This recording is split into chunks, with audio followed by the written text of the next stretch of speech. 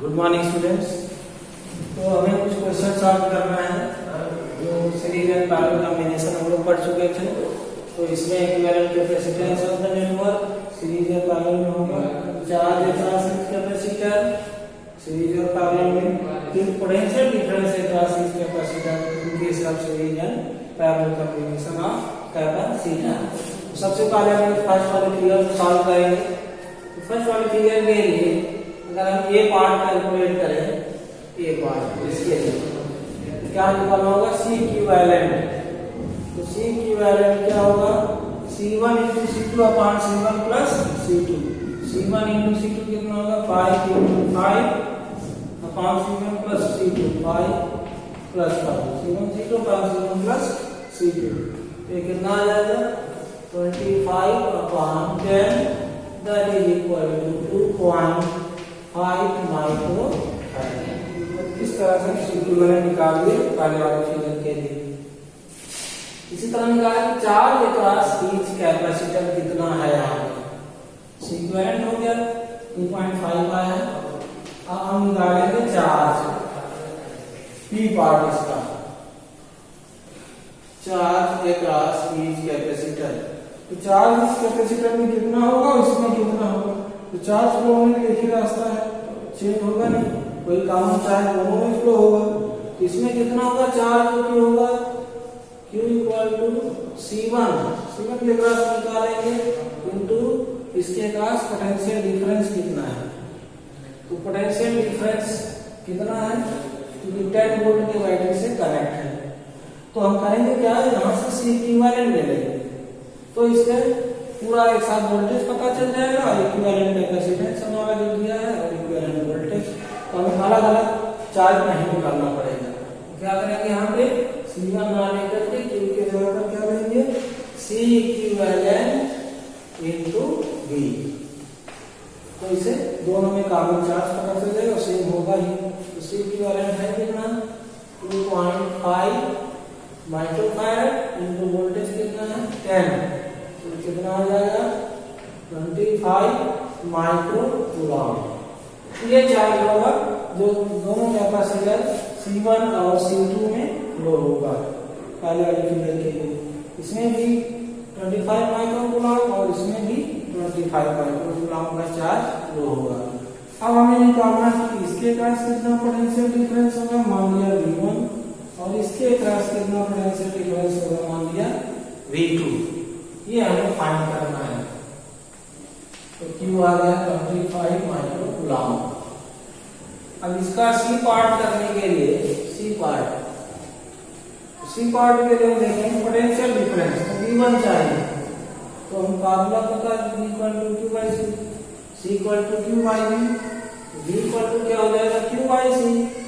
यहाँ चार्ज कितना फ्लो हो रहा है और C1 पे हमें कैपेसिटर C1 पे हमें वोल्टेज चाहिए, तो Q बाई C1।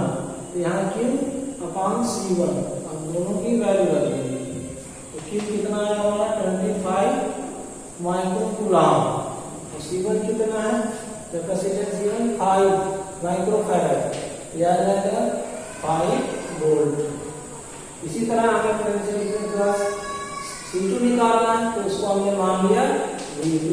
तो Q बाई C2, Q कितना दोनों के लिए कॉमन है, 25 अपॉन C2 कितना है 5, ये हो जाएगा 5 वोल्ट।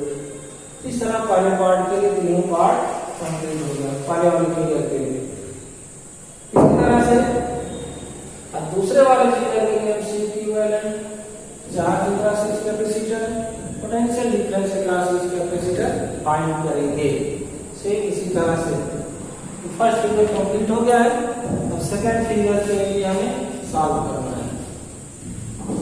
तो सेकंड फिगर के लिए हम देखें इसका जो ए पार्ट है C इक्विवेलेंट, तो कैसा कॉम्बिनेशन है, यहाँ पे पैरेलल कॉम्बिनेशन है।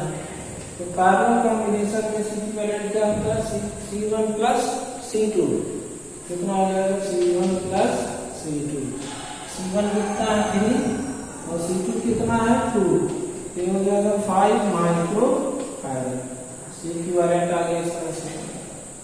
इसी तरह में अगर पोटेंशियल डिफरेंस पूछे तो तो दोनों के पास पोटेंशियल डिफरेंस सेम होगा क्योंकि दोनों पैरेलल कॉम्बिनेशन में हैं।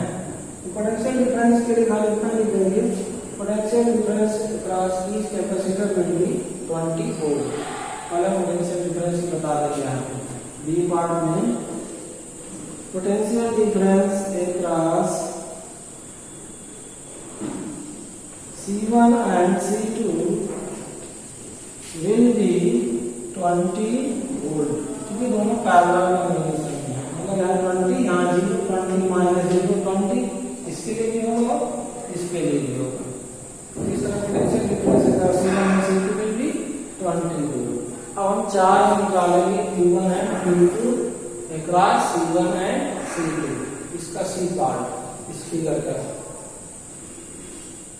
तो सी पार्ट के लिए क्या करना होगा, चार्ज। तो हियर जो Q1 होगा C1 में फ्लो हो रहा है C1 इंटू बी। C1 कितना है यहाँ, C1 है 3 माइक्रोफैराड और वोल्ट कितना है 20 के क्रॉस ईच हो जाएगा 60 माइक्रो कूलम्ब। इसी तरह Q2 निकालेंगे, जो C2 में फ्लो हो रहा चार्ज कितना हो जाएगा C2 इंटू बी। C2 हो जाएगा 2 इंटू 20, ये जाएगा 40 माइक्रो कूलम्ब। तो इस तरह से सेकंड फिगर के लिए भी हमें पता चल गया कितना इक्विवेलेंट है, कितना potential difference across each capacitor है और कितना चार्ज है अक्रॉस ईच कैपेसिटर। तो ये कंप्लीट हो गया दोनों फिगर। दोनों फिगर के लिए इसी तरह वैल्यू फाइंड करना था। अब इसी तरह एक एग्जाम्पल का क्वेश्चन हमारा, उसमें भी हमें यही सब फाइंड करना रहेगा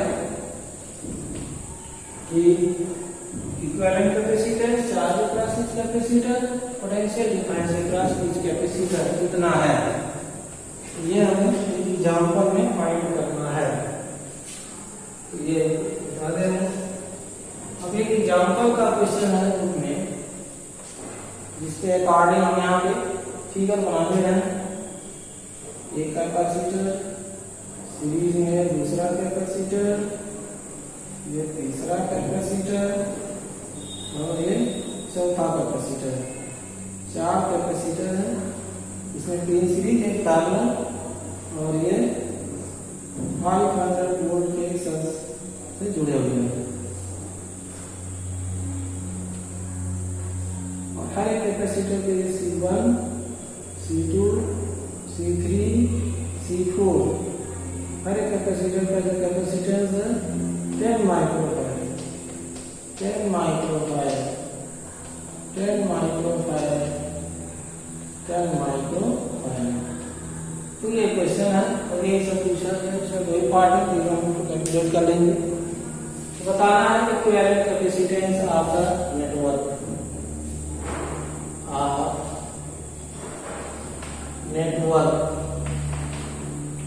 charge across each capacitor, potential difference across each capacitor. यही वैल्यू इस फिगर के लिए हमें फाइंड करना है। इसमें सीरीज और पैरेलल कॉम्बिनेशन दिया गया है। ये हम देखेंगे यहाँ से जो चार्ज आएगा वो डिवाइड हो जाएगा। अगर हमने चार्ज क्यू माना है, यहाँ पे इधर हमने मान लिया Q1 और इधर हमने मान लिया Q2, इस तरह से चार्ज फ्लो होगा। ठीक है, इसमें भी कैलकुलेट करेंगे। तो अब एक एक करके सॉल्व कर रहे हैं। तो इसके लिए इक्विवेलेंट निकालने के सबसे पहले इसी इक्विवेलेंट कितना होगा, इसका ए पार्ट, इस एग्जांपल का ए पार्ट, ए पार्ट इसका।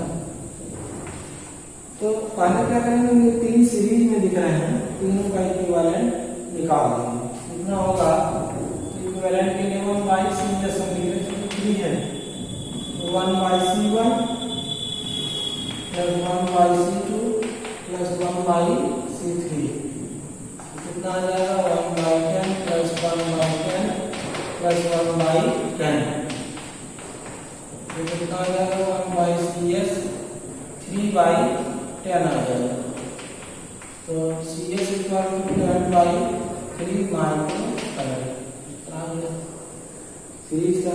अब ये सीरीज कॉम्बिनेशन का जो करंट आया इसके साथ पैरेलल में है, तो देन सी इक्विवेलेंट कितना होगा, तो CS प्लस C4 इक्विवेलेंट आ जाएगा, क्योंकि CS और C4 पैरेलल में है, तो CS कितना है 10/3 प्लस C4 कितना है 10, कितना हो जाएगा 40/3 माइक्रोफैराड। इस तरह से C इक्विवेलेंट ए पार्ट के लिए कंप्लीट हो गया। अब हम इसका बी पार्ट सॉल्व करेंगे। बी पार्ट जैसे मान लिया निकालना है चार्ज के पास बीच कैपेसिटर, तो वहां पे हमें वोल्टेज पता होना चाहिए, तो चार्ज पता चल जाएगा। तो अगर हम Q2 निकालें तो C4 के पास चार्ज है, तो कितना है चार्ज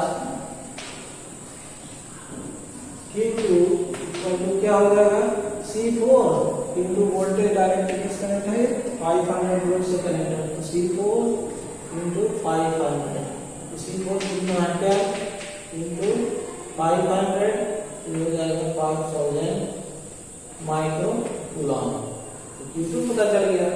अब इसी तरह ये Q1 Q2 C1 C2 C3 में कितना चार्ज होगा, तो तीनों सीरीज में है, तो तीनों में सेम चार्ज होगा, तो तीनों के अक्रॉस अलग अलग इंडिविजुअल वोल्टेज पता नहीं है, तो तीनों के अक्रॉस कॉमन जो वोल्टेज है वो 500 का है, तो हम यहाँ से Q निकाल सकते हैं, जो Q1 हमें माना हुआ है। ये कंप्लीट हो गया, इसके बाद हम Q1 निकालेंगे।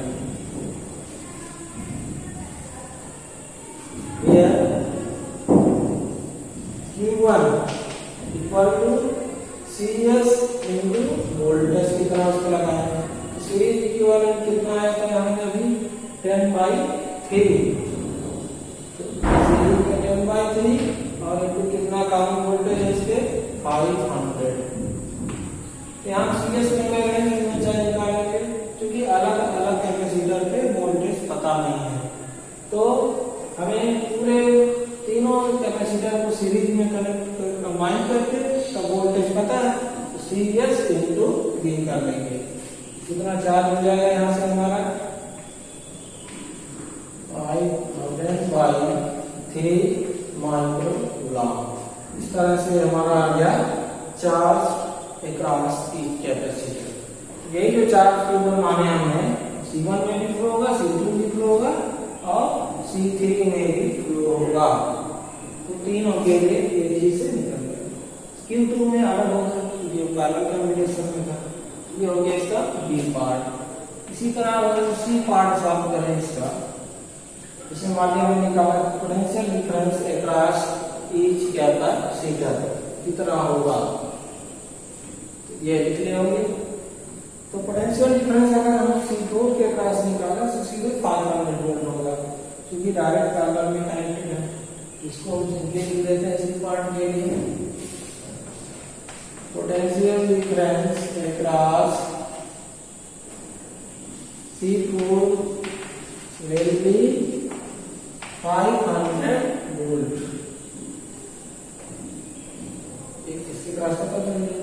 अब हम C1 C2 और C3 के क्रॉस पोटेंशियल डिफरेंस निकालेंगे। Now potential difference across C1 C2 and C3 R कितना है। C1 के क्रॉस पहले निकालेंगे तो क्या मानेंगे V1 इक्वल टू इसके क्रॉस चार्ज कितना माने Q1, इसका कैपेसिटेंस क्या है C1। तो हमारा चार्ज Q1 कितना आया है, यहाँ से हमने निकाला हुआ है 5000/3 इंटू C1 कितना है 10, कट जाएगा 500/3 वोल्ट आ गया हमारा V1 जो C1 के क्रॉस पोटेंशियल डिफरेंस है। इसी तरह हम निकालेंगे V2 कितना है हमारा, V2 के लिए निकालेंगे V2 इक्वल टू इसके cross potential difference Q1/C2। Q1 हमारा वही वैल्यू है 1000/3 into 10, तो अगेन 500/3 वोल्ट। फिर एंड V3 कितना होगा, C3 के cross potential difference Q1 by C3 कितना आएगा 3 into 10, ये हो जाएगा 500 बाई 3 वोल्ट। इस तरह से ये कंप्लीट हो गया। C1 C2 C3 के क्रॉस पोटेंशियल डिफरेंस कितना है, चार्ज कितना है और CQ कितना है। तो इस तरह तीनों पोटेंशियल डिफरेंस अगर ऐड करें तो 500 ही आना चाहिए, क्योंकि इन तीनों के cross potential difference expression self potential difference के इक्वल ही होना चाहिए। यहाँ से आएगा तीनों का सम करना। तो इस तरह से ये कंप्लीट हो गया जो कि problem based on series and parallel combination के रिगार्डिंग क्वेश्चन था। Okay, thank you.